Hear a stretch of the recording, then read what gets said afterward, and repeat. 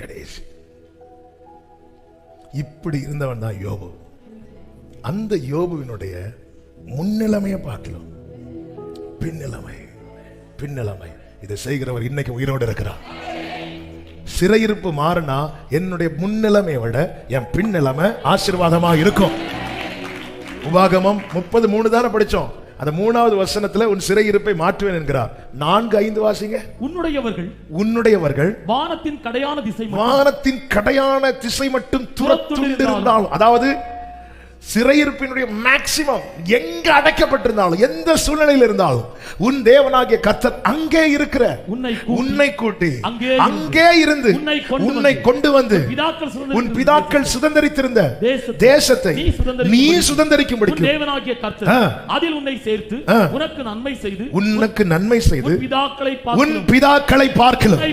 சிறையிருப்பிலிருந்து திருப்பப்பட்டவன முன்னிலைமை பார்க்கலாம், பிதாக்களை பார்க்கலாம் அதிகமாய். அதாவது வாய்ப்பே இல்லை, இனி வாய்ப்பே இல்லை என்கிற நிலையில் இருந்தா கூட கர்த்தரால் வெளியே கொண்டு வர முடியும்.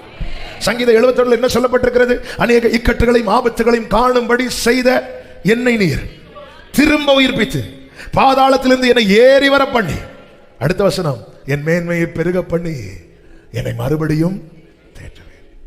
அப்போ ஆண்டவரே, யோபுவின் ஜெபம் என்ன?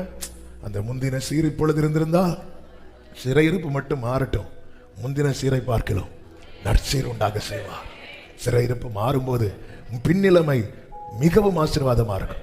சிறையிருப்பு மாறும்போது ஆமே ஹல்லேலூயா, நஷ்டப்பட்டது திரும்ப கிடைக்கும்.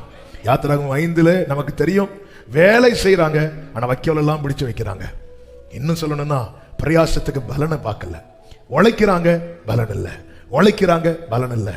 ஆனா கர்த்தர் ஏற்கனவே மோசையை கொண்டு சொன்னார், உங்களை நான் வெளியே கொண்டு வரும்போது வெறுமையா வெளியே கொண்டு வர மாட்டேன். இஸ்ரவேலர்கள் எகிப்திலிருந்து புறப்படும் போது நடந்தது என்ன தெரியுமா?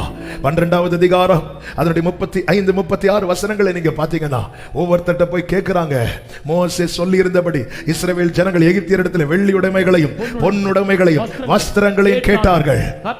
கர்த்தர் ஜனங்களுக்கு தயவு கிடைக்கும்படி செய்ததினால் கேட்டதை அவர்களுக்கு கொடுத்தார். நல்ல கவனமா கேளுங்க.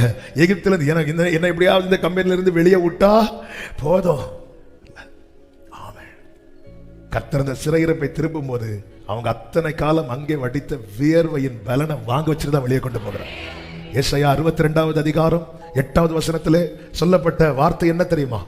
இனி நான் உன் தானியத்தை சத்துருக்களுக்கு, அடுத்த வார்த்தை வாசிங்கள், நல்ல கவனிங்க, உன் பிரயாசத்தினாலாகிய உன் திராட்சரசத்தை அந்நிய புத்திரர் குடிப்பதும் இல்லை என்று கர்த்தர் தமது வலதுகரத்தின் மேலும் தமது வல்லமை உள்ள புயத்தின் மேலும் அவன் நாம் பிரயாசப்பட்ட அந்த பலனை என்னால் அனுபவிக்க முடியலன்னு நான் சிறையிருப்பில் இருக்கிற அர்த்தம்.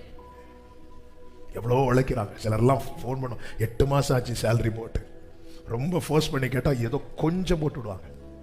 புருஷ வெளிநாட்டில் வேலைக்கு இருப்பாங்க, மனைவி பிள்ளைங்க இருப்பாங்க, கொஞ்சம் கூட யோசிக்க மாட்டேங்கிறாங்க. அதான் சொல்லல, சிறையிருப்பில் இருக்கிறவனுடைய ஃபீலிங்ஸுக்கு எகிப்தில் வேல்யூ கிடையாது.